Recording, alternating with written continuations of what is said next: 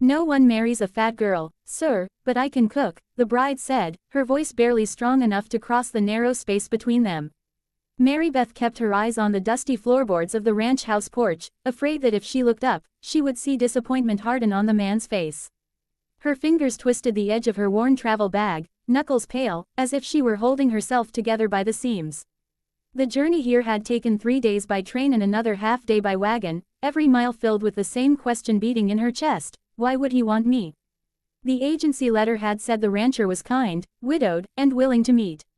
Willing, not eager. She had learned long ago that men were rarely eager when it came to girls who looked like her. Cole Hart stood in the doorway, tall and broad-shouldered, a man shaped by years of sun and wind. His dark hair was touched with gray, his eyes steady and tired in a gentle way. He had expected someone, yes, but not the fear he now saw trembling in her posture. He had seen scared animals caught in fences look like that. He cleared his throat, unsure what he was supposed to say first, when she rushed on, terrified of the silence. I bake bread every morning, and I can make stew that'll keep all day, and I know how to mend shirts and tend chickens, and I don't take up much space, really, I'll stay out of your way. Her words tumbled over each other, faster and faster, like she had rehearsed them 100 times on the train. Cole lifted a hand gently. Miss Marybeth, was it? He asked. She nodded, finally daring to glance up, just a flicker. His face wasn't hard. That alone confused her. You don't need to rush, he said. Come inside. It's chilly. She hesitated. Invitations were dangerous things when you had spent your life being turned away. But the cold wind tugged at her thin coat, and her feet were numb from the journey. She stepped inside, moving carefully, as if the floor might reject her too. The ranch house smelled of wood smoke and coffee. Simple, clean, quiet. Too quiet. Marybeth stood near the door, unsure where to place herself, while Cole poured water into a glass and handed it to her. Their fingers brushed, and she flinched, then immediately hated herself for it. Sorry, she whispered. He frowned slightly. You didn't do anything wrong. Those words felt strange in her ears. She took the glass with both hands and sipped, trying to steady the shaking that had lived inside her for as long as she could remember. I know I'm not what men usually want, she said, forcing the sentence out before courage could leave her again. But I won't be trouble. I'll work hard. I just don't want to go back. Cole leaned against the table, studying her, not with judgment, but with something closer to concern. Back where? Her throat tightened. Anywhere that reminds me I don't belong, she said softly. My aunt's house, the factory, the boarding rooms where folks stare when I sit too long. I thought, maybe here, I could be useful. Useful. The word landed heavy in the quiet room. Cole had agreed to this meeting because loneliness could make a man do practical, foolish things. He missed having someone to share supper with, someone to talk to in the evenings. But he had not expected a woman who looked like she was asking permission to exist. You didn't come all this way just to be useful, he said. Marybeth gave a sad, small smile. That's usually why people keep me around. Something tightened in his chest. He remembered his late wife, Clara, with her loud laugh and stubborn kindness, always telling him that people weren't tools, no matter how broken they felt. He wondered what Clara would say if she could see this frightened young woman standing in their kitchen, offering her whole life like a bargain. You don't need to sell yourself to stand in my doorway, Cole said quietly. You're not here because of what you can do. You're here because you're a person who deserves a safe place to sit and rest. Marybeth blinked, confused, like she hadn't understood the language he was speaking. But, aren't I supposed to prove I'm worth marrying? He shook his head slowly. Marriage isn't supposed to be a trade. And I'm not looking to buy someone's loyalty with a roof and meals. Her grip tightened on the glass. Tears welled before she could stop them, and she turned her face away in embarrassment. Crying always made people uncomfortable. Crying made them leave. I'm sorry, she said. I didn't mean to. Cole pulled out a chair. Sit, he said gently. You look exhausted. She sat, stiff at first, then slowly sinking into the seat as if her body finally realized it was allowed to stop. For the first time since she had boarded the train, no one was asking her to justify why she was there. Cole watched her take a steady breath, watched the fear ease just a little from her shoulders, and he knew something important had already changed, even if neither of them had words for it yet. And Marybeth, staring at the knot in the wooden table, felt something unfamiliar blooming in her chest, small, fragile, but real. Hope. The stew had started as something for Marybeth to do with her hands, a habit born from years of proving she was useful before anyone could decide she wasn't. She moved around the kitchen quietly, asking permission with her eyes before touching anything, measuring salt with care, stirring as if the pot were the only steady thing in the room. Cole pretended to focus on fixing a loose chair leg near the stove, but really, he was watching her from the corner of his eye, noticing how she flinched at every small sound, how she apologized when the spoon clinked too loudly against the pot. "You don't have to be so careful," he said after a while.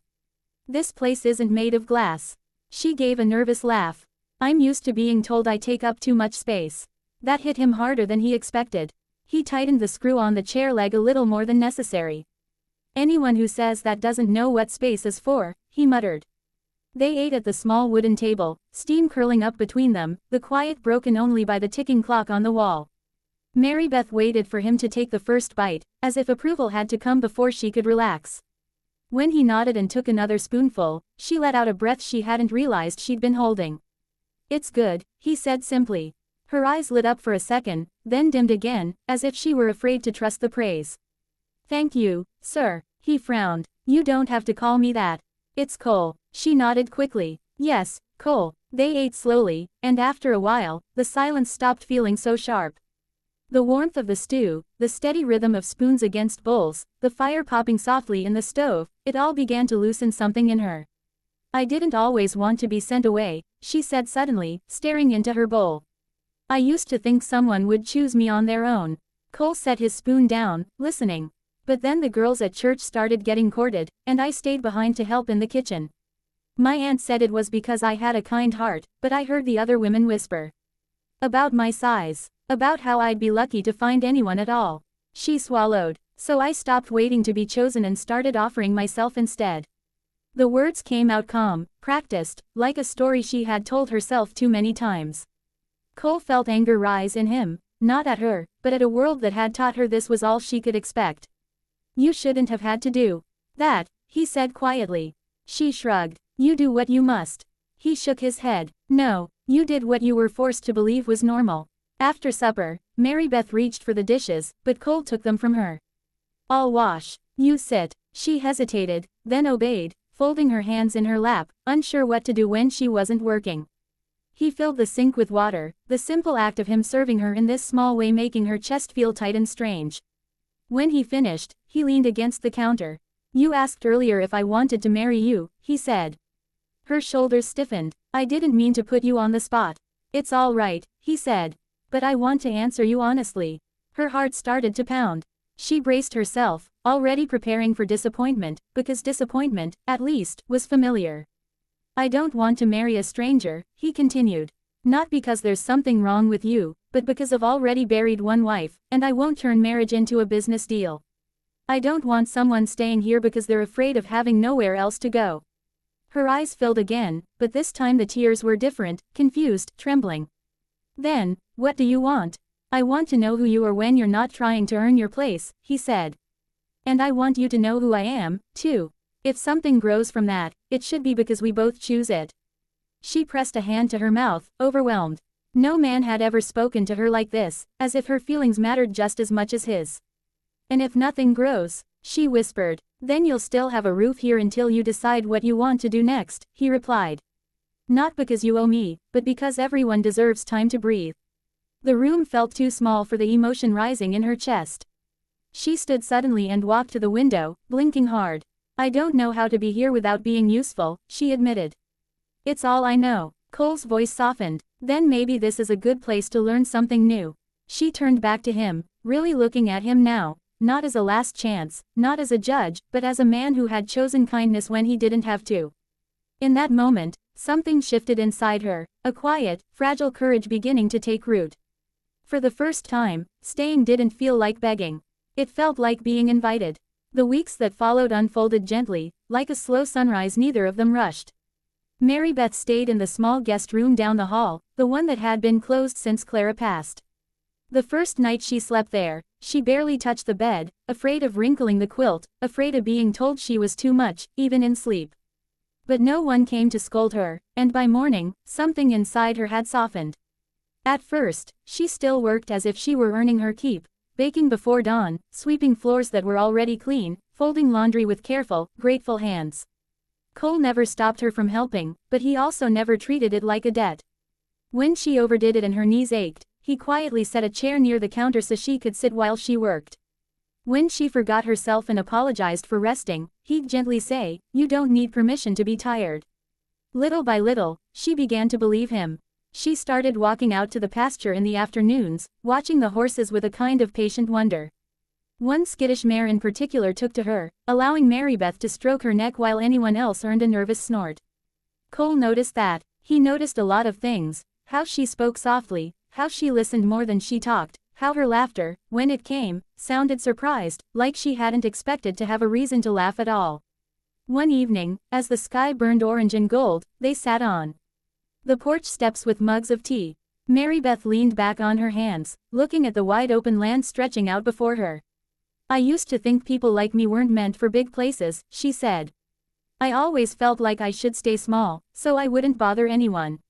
Cole watched her face in the fading light. "Big places don't belong to big people," he said. "They belong to people who need room to breathe." She smiled at that, a real smile, easy and unguarded. The change in her was quiet but steady. She began choosing dresses that weren't meant to hide her, only to fit her. She spoke up when she had an opinion. She teased Cole when he forgot where he left his gloves. And he found himself looking forward to the sound of her humming in the mornings, the way the house felt warm again, not just from the fire, but from her presence. Still, he held his heart carefully. He had promised himself he would not rush this, not turn gratitude into obligation. But feelings have a way of growing whether you give them permission or not. The moment he knew came on an ordinary morning. Marybeth was in the kitchen, kneading dough, flour dusting her cheeks. She looked up at him and smiled, and something in his chest went still and then painfully full, like he had just found something he didn't know he had been searching for. That afternoon, he asked her to walk with him to the old fence line. The air was cool, the grass whispering in the breeze. She walked beside him, unaware of how carefully he was choosing his words. "Marybeth," he said, stopping near the fence. "When you first came here, you told me no one marries a girl like you." Her face fell a little, old fears flickering back.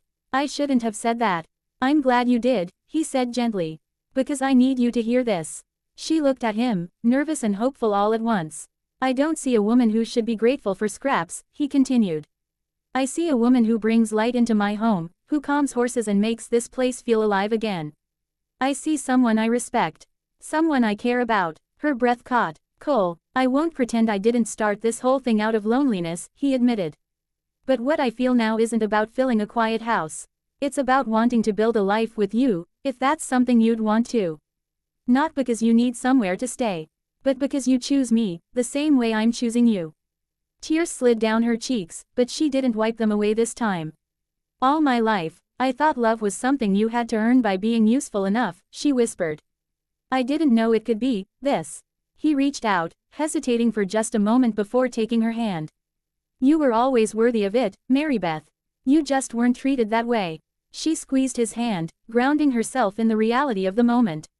Then she nodded, a small, trembling nod that grew into a brighter, braver smile. "I choose you," she said. He let out a breath he felt like he'd been holding for years and pulled her into a gentle embrace, careful, respectful, but full of promise. She rested her head against his chest, and for the first time, she didn't feel like she had to make herself smaller to fit in someone's arms. They married in the spring, not in haste, not in desperation, but in quiet joy. And though the world had once told Marybeth she was too much and not enough at the same time, she now knew the truth that had changed her life forever. She had always been enough.